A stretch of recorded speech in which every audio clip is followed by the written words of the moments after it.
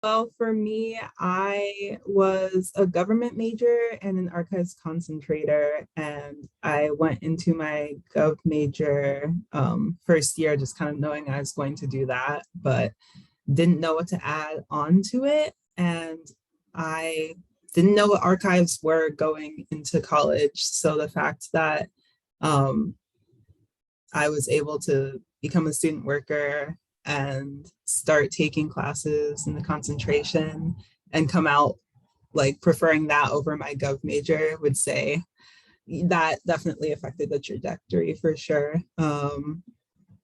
Even though I am still interested in government, I definitely am more like dedicated to archives and libraries right now. Awesome. Thank you, Iris. Do either of the other two panelists want to share about how their experience at Smith impacted their career, I guess in librarianship specifically? Yeah, excuse me, I'll go. Well, I graduated in 2004, and I actually think that my Smith education has impacted my career in so many ways. And I actually find that, as the years go by, I reach for things that I learned at Smith, and my ways of knowing and thinking about how to learn is really center in my mind as I do a lot of things in my job. But it's all the Smithies that I've met throughout my career, from the time when I was, doing my praxis internship and, through graduate school part one, and then when I went to library school, and then in all of my professional jobs, there has been a Smithie who has been either a trusted confidant or has given me really salient advice. And I think those relationships in that community has nourished me, nourished my career. I would definitely agree with that. Ooh, yeah. I was a biochemistry at Smith, so it was very different from what I do now, but I definitely think it was like the support of my friends that I made at Smith that I'm still close with, and as well as like all the Smithies I meet in my like career. Like I met some while I was in grad school who like we didn't cross paths at Smith at all, but we had that connection and became good friends, and now we're like great colleagues and stuff like that. So it's definitely like the community building really impacted a lot. Great, thank you guys. Yeah, I'm kind of, as I'm leaving Smith, I feel like I'm gonna miss the community so much. So it's good to hear that continues even after graduation. Kind of, it's similar to this this topic. Why specifically did each of you decide to go into, whether it be librarianship or interested in archives? I know each of you have a very kind of different niche career kind of specialty, and you guys have each kind of done a lot of different things. So I think it would be really interesting to hear about all of the different specialties that you guys have done in your past. And do you think that, going off of that, did you think that your library school experience affected what you currently specialize in, and how so? Do we want to start with Iris again? Not to put you on the spot. Sure. Sorry, could you say the first part of the question again? That was a lot. This is my first time I've ever moderated, so new experiences. But so I guess, why did you decide to go into librarianship and archives and kind of how is your well, Iris has not gone to library school yet, which we can talk about later. Yeah. But how has your kind of career and your life path coming from Smith influenced those specializations that you've gone into? Right. Well, history has always been a part of my life and something I was always really interested in, and I always really gravitated towards like social studies or history classes, but didn't want to do that necessarily. And I know public history and archives have a lot of overlap, but when I was able to kind of see where those primary sources are that people kind of make history books off of, and all the other ways we kind of create public memory and all that was really interesting to me. And so I still have a lot of trouble trying to narrow down what I want to do, but my internships so far have been, well, as a student worker in special collections, so Smith College. And then I've worked at an NGO during my time studying abroad. I did my praxis with Maryland State Archives. I've worked with the Smithsonian National Museum of African American History and Culture through the Heinz History Center in Pittsburgh also. And yeah, just lots of different types of institutions and kind of seeing the pros and cons of each one. And just also the different kinds of tasks I've had to do has definitely helped me to at least see what I prefer, even if I can't narrow it down yet.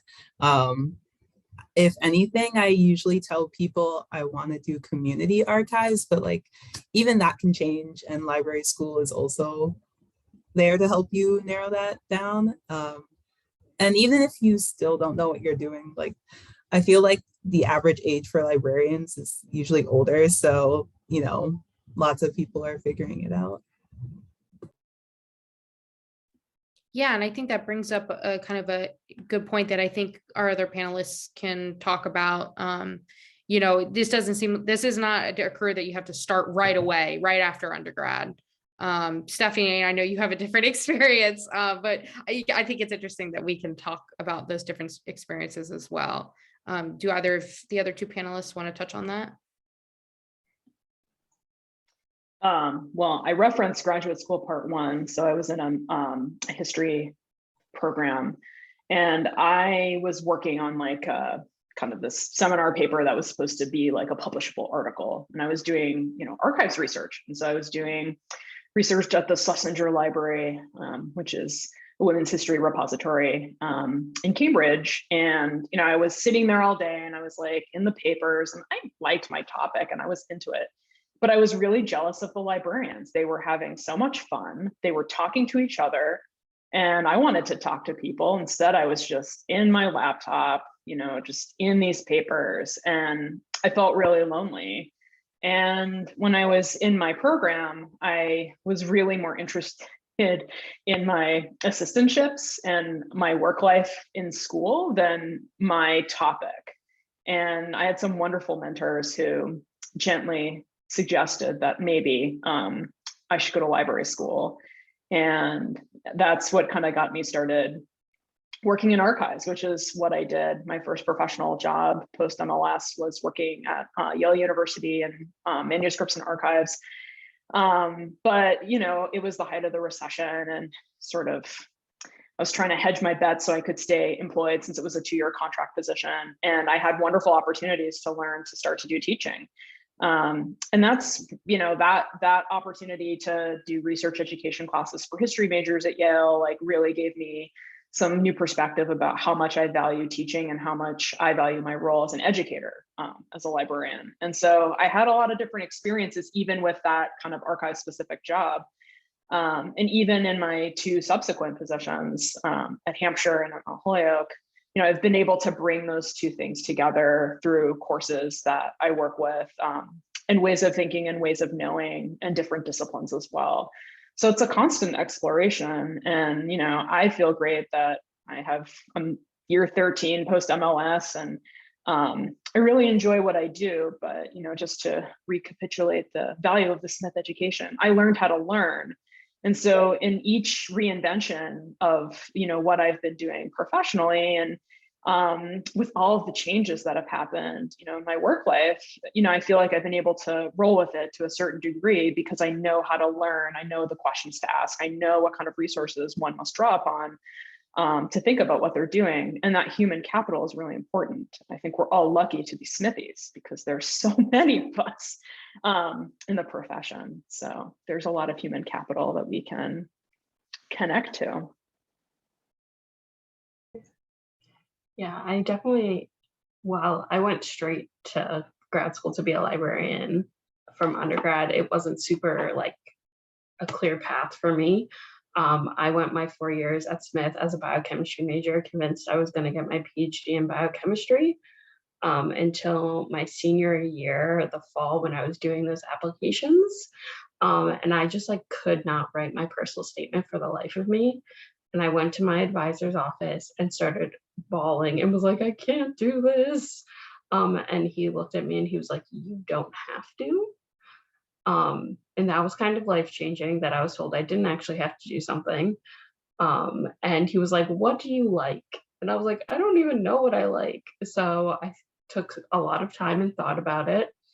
And I worked in the science library when there was a science library at Smith. And then I worked in the art library. And I realized that what I loved the most was like interacting with other people and talking about science. I love being in a lab, but I felt so isolated doing research. I was like, one project I had, I was like up every 4 hours for like 3 days at a time, running into the building to like count stuff. And then like I had another summer internship where I was like in a basement lab with no windows, just playing with lasers. And I was so lonely. And I was like, I need to interact with people. And I found that like I talked to the science librarian and the art librarian and was like, what do you even do? And through them found out, sorry if you can hear my cat screaming. Through them, I found out more about like the teaching aspect and everything that goes into being a librarian that isn't like checking out books, which is what I think most people assume you do. And so I decided like very last minute to apply to library school, to the one library school that I found had an application still open. So like within a week, the due date was, and so I submitted everything and then just like graduated and was like, I don't know what I'm doing with my life, but I think I want to be a librarian. And then found out I got in very last minute and planned this big move to a state I'd never been to start library school, where I was still like not exactly sure about what I was doing, because I knew I didn't want to give up my connection to science, which it felt like to be a librarian, at least to a lot of people, I was never going to interact with science again. And I wasn't okay losing that part of myself that I feel like I had spent my whole time at Smith building to be the scientist. And I found with working with the science librarians at the University of Michigan and working at the bio station that I could really still have science in my life while doing the parts of science that I love, communicating about it without the parts I didn't like, and adding more to it. Yeah. Iris, did you want to add to that? Yeah, I was just going to say that I kind of felt along those lines, like, oh, there are so many things I love learning about political science and government and all of those things, but I couldn't see myself going to law school or running for office or any of those things. And so getting to work with different kinds of records, including government records, because you can find out really interesting things from them. And, you know, just like all the different ways we learn about the past, I feel like that's kind of what made me want to gravitate towards that. And also just like reiterating the fact that like there are smithies everywhere. We were talking about this before the panel, but the smithy that Stepahanie went to library school with is someone who I worked with at my previous job before I came to Smith. So just like coincidences, lots of people in libraries for sure. Yeah, I love that. The network is huge, and every person that I talk to is like, oh, like this person went to Smith or this person works there. So I've always found that to be really kind of very convenient. Kind of going into the job market, I would say. We've we've been kind of segueing into talking about the MLIS. I know that among the panelists, and we've discussed this, Iris, you don't have your MLIS yet, but you've done some graduate coursework, correct? And Stephanie, you got your MLIS during COVID, which is like a whole, I think would be something very interesting to talk about. So does anybody want to start by just talking about where did you get your MLIS, or did any other graduate coursework? Kind of what experiences were available during that time, and what maybe kind of what does some of your coursework look like, or something like that? I'm happy to start. So I went to the University of Michigan. So I don't technically have an MLIS, I have an MSI, which is so odd. So because Michigan, it's not a school of library science, library and information science, it's just a school of information science. So there's no L in my degree, even though it is ALA accredited and exactly what you would get anywhere else. So I started in the fall of 2018, and my last semester was the one that was like cut short because of COVID started.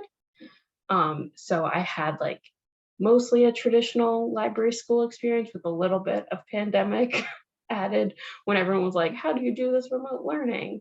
And Michigan is it was a very in-person based program. There are a good number of online programs for your MLIS. So a lot of our classes were pretty small because the program, the MSI, is actually split into like 3 subsections of like human computer interaction and user experience, data science, and then library and archives. So the library and archive section is rather small, but they are still there and kicking because that's what the school was founded on, the School of Information. And so there's a lot of like really interdisciplinary works. So on top of doing like traditional like cataloging classes and like reference classes and collection development, I also had to take a programming class. So I had to learn Python.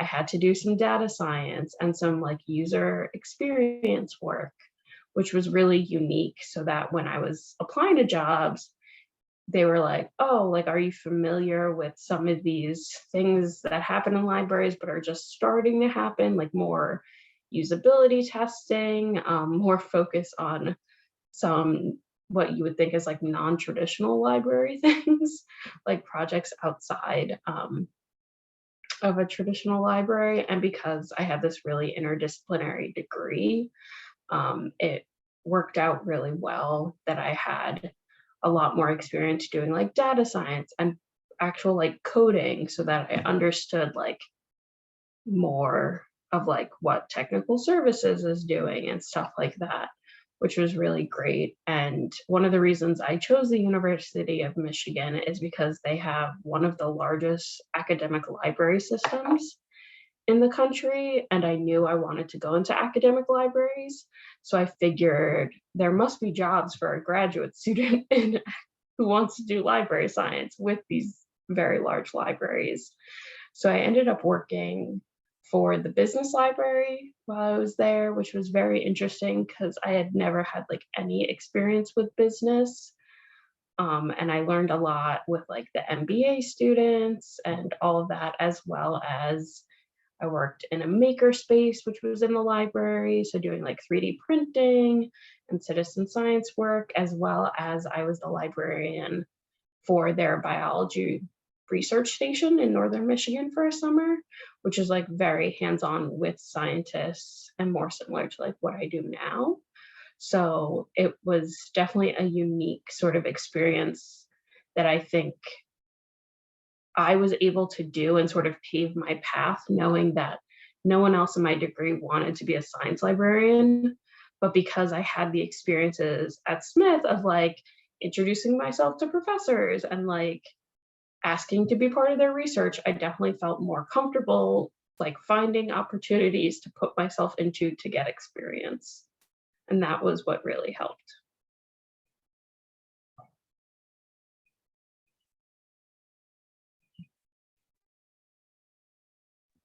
Thank you. Yeah, that's very insightful and helpful. I think when thinking about, I think, you know, coming from my experience, I'm like, oh, well, I have to have, you know, this type of experience in grad school, or, you know, I want to be this kind of librarian. But, you know, you're talking about working in a business library. And I feel like that kind of speaks to the fact that kind of this versatility of experience can be really important and really valuable. Do Iris or Caro, do either of you want to add to anything that Stepahanie had to say? I would just say work as many jobs as you can in graduate school and get as much experience as you can. And I know it's very dull to be suggested that you do informational interviews, but I find that you can learn a ton from other practitioners about what they do day to day. I feel like in graduate school, I worked, I did my classes, and I went to graduate school when Web 2.0 was new stuff. It was like a big deal to learn HTML, which I learned. But I think, you know, even now, I think working different jobs, having different internships, and, you know, putting yourself out there and making those connections is just really important, no matter where you go to school. But that experience and making those connections between your experience and learning how to, you know, craft your story when you're writing cover letters, and helping people in jobs that you're trying to kind of connect to make sense of that experience is really useful. Because when I look at like what I've done, it's like, well, how does it connect? But, you know, using the skills that you've learned in your Smith years becomes important. Work. That's my number one advice. Yeah, you learn so much of librarianship on the job that it's like, no matter where you go to library school, as long as you're working in a library, you're learning something useful. And even if you're not ready to go to library school, which is totally valid, and take time to like get experience, that will be so helpful. For me, I'm not in like a full-time program yet, just because I needed to take time and plus like money, not sure like how that's going to shake out yet. And then also for me in particular, that spring 2020 semester, they made everything pass fail. And so none of it counts towards your GPA. So whatever it was before, yeah, it's a difficult thing to explain. But because of that, I was like, oh, my GPA doesn't quite look right because of just like personal troubles the semester before adding on to it. So I was like, okay, I'll take extra classes before applying to grad school so that my GPA looks better, because I can show that I'm still a good student amongst that. So I was looking for different certificate programs where I could take classes and then transfer that over to a full-time program when I'm ready, and saw that Drexel has a community-based librarianship certificate, and they were accepting applications for a fellowship, for a scholarship to cover it, for students who are for people or students of color. So I applied to that and was able to get it. And so have been taking those classes while working at the library on campus over in Nielsen. So, you know, it's always really helpful to be working while you're taking these classes, for sure, just adding on to that.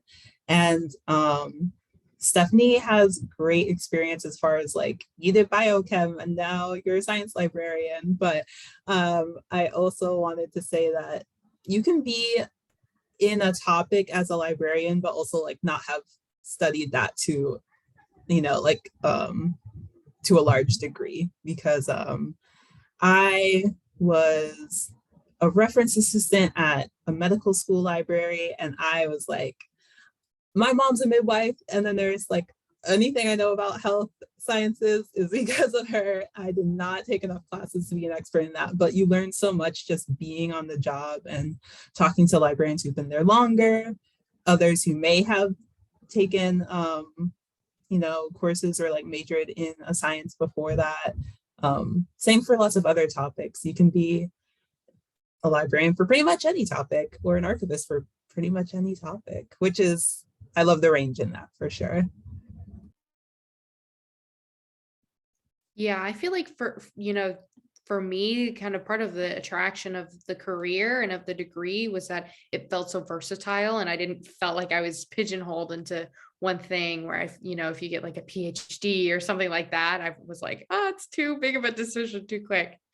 Um, well, thank you guys so much. I think we're going to transition into some questions from the audience, and we can do that via the chat. Let's see. Yeah, so if I'll give people a second to type, or I believe that yes, okay.